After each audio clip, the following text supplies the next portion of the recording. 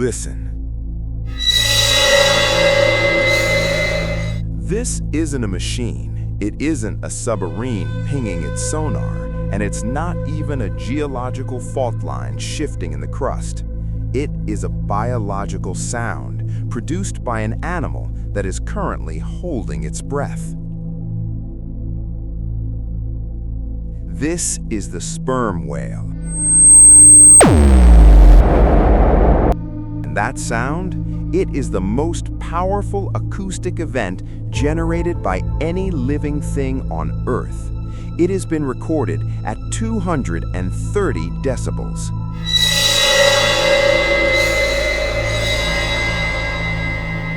To put that number into perspective, a jet engine at takeoff is 140 decibels.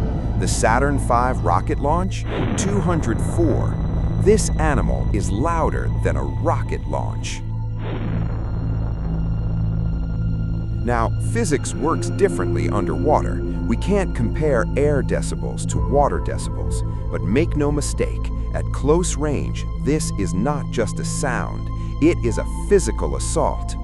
Divers who have been scanned by sperm whales report feeling the sound physically heating up their bodies. It vibrates your internal organs. It strikes your chest like a kick. If you were swimming directly in front of a sperm whale when it unleashed a full-power click, the pressure wave alone could blow out your eardrums and cause hemorrhaging in your soft tissues. It is a sound so loud it can vibrate you to death. But the sound is just the surface of the mystery, because to use that weapon, this animal has to go somewhere that should be impossible for a mammal to survive. It is diving to a place where the pressure is so extreme, a human body would be crushed into a distinct, unrecognizable shape. It is diving into a world of freezing darkness to hunt monsters. And the most terrifying part? It's doing all of this on a single breath of air. How does a warm-blooded, air-breathing mammal turn itself into a deep-sea submarine that outperforms our best technology? And what is it hunting in the dark that requires a sonic weapon to kill? To understand the sperm whale, we have to follow it down.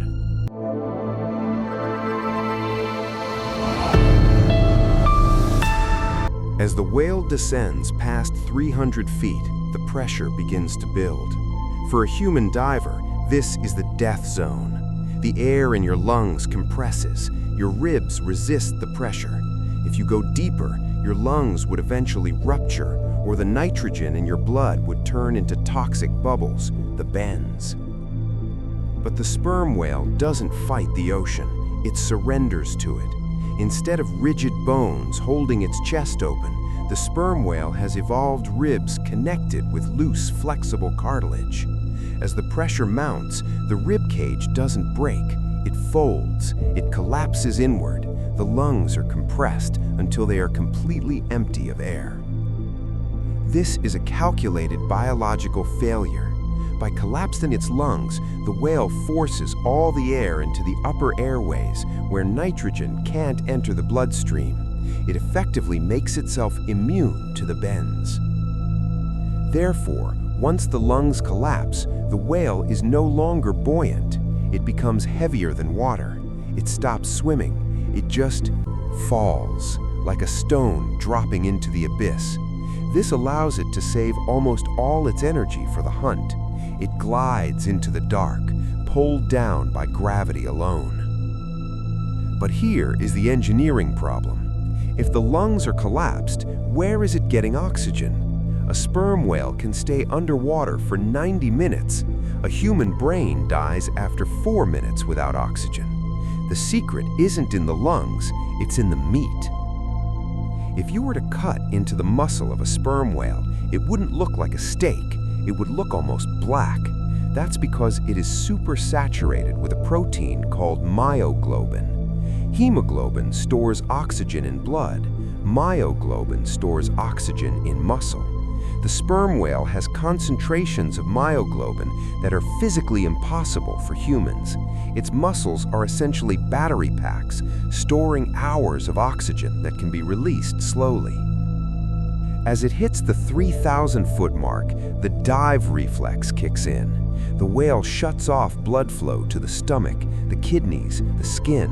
It keeps blood flowing only to the two things that matter, the brain and the heart.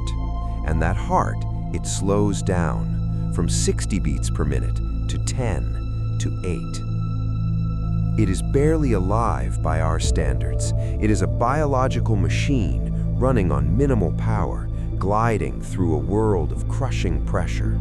It has reached the hunting grounds, and now it needs to see.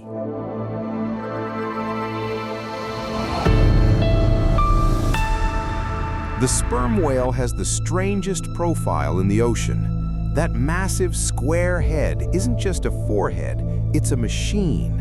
Inside that boxy snout is the largest biological structure on the planet dedicated to producing sound. For centuries, whalers thought this head was filled with sperm, hence the name, sperm whale. They were wrong. It's filled with a liquid wax called spermaceti. This organ is an acoustic lens. Here is exactly how it works, and it is genius engineering. Near the blowhole, the whale has a pair of phonic lips. Think of them like your own vocal cords, but much heavier. The whale forces air through these lips, creating a loud snap. But the sound doesn't come out the front, not yet. The sound travels backward through the spermaceti oil. It hits the back of the skull, which is shaped like a satellite dish. The skull reflects the sound forward, sending it back through a second layer of oil-filled chambers called the junk. The junk acts like a series of glass lenses. It focuses that scattered noise into a tight, coherent beam of energy. This is why the whale is so loud. It isn't yelling in all directions. It is firing a directional beam of sound. It's a sniper. At 230 decibels, this beam travels for miles. When it hits an object, say a squid, it bounces back. By listening to the echo, the whale can construct a 3D model of the world that is more precise than our eyes. It can detect a squid's tentacles from a mile away. It can see inside the squid's body, identifying its organs. There is no hiding. But sometimes the prey fights back, because down here, the sperm whale isn't the only giant.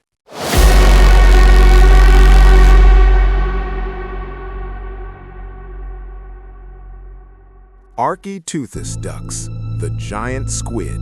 It can grow to 40 feet long. Its eyes are the size of dinner plates, the largest eyes in the animal kingdom, designed to catch the faintest glimmer of bioluminescence.